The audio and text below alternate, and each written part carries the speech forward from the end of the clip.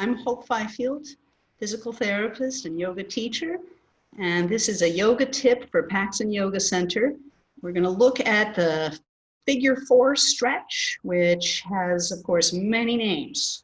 I first learned it as the deep hip stretch, ankle across the knee stretch, or the thread the needle pose. So it's a pose with many names, but all with the same object of stretching tush muscles, especially glutes and external rotators.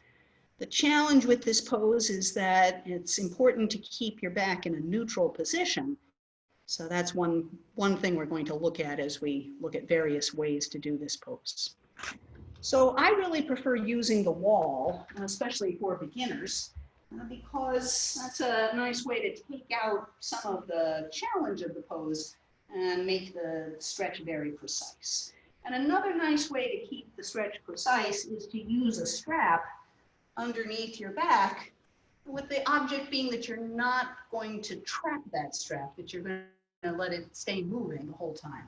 So I'm going to just place that strap and take both legs up the wall like this.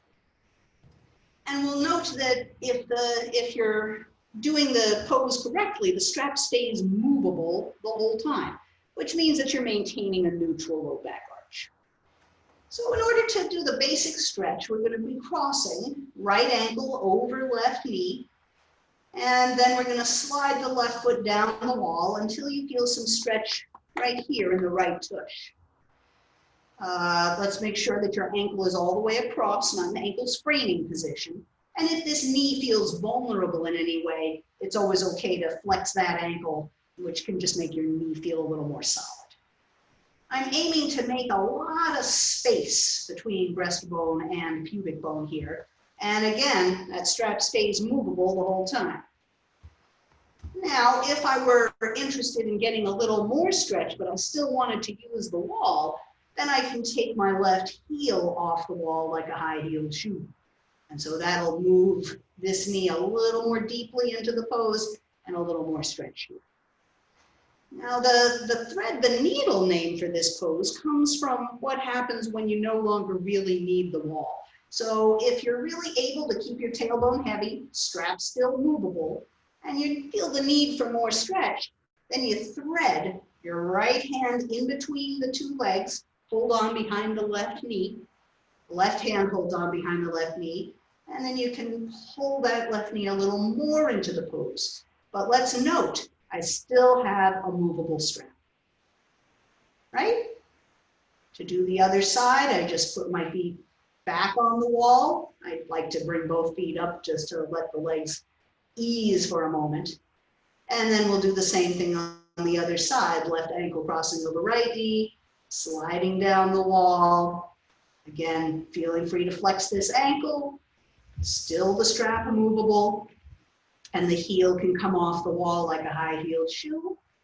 Or, again, you can thread the needle, taking your hands between the two thighs here. The left hand goes there, right hand on the outside, holding on behind the knee to bring the knee closer to the chest.